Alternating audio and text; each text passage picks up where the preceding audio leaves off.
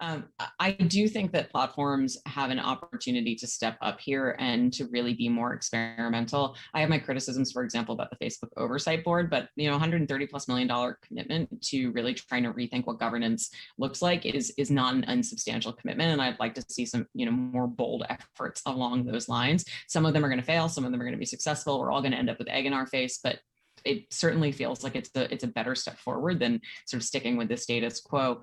On the side of governmental regulation, the number one challenge here that we see and is, of course, the First Amendment in the United States is a fairly robust protection of rights, and that is a protection of rights both for platforms, which I actually think is very important, that platforms have those rights to be able to regulate what kind of content they want on their sites.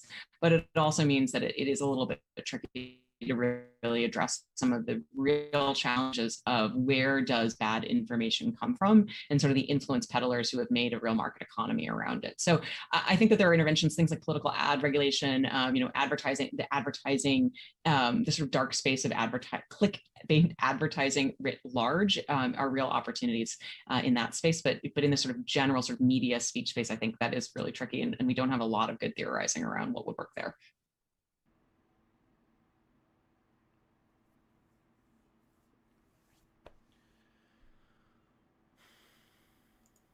What were they fucking thinking?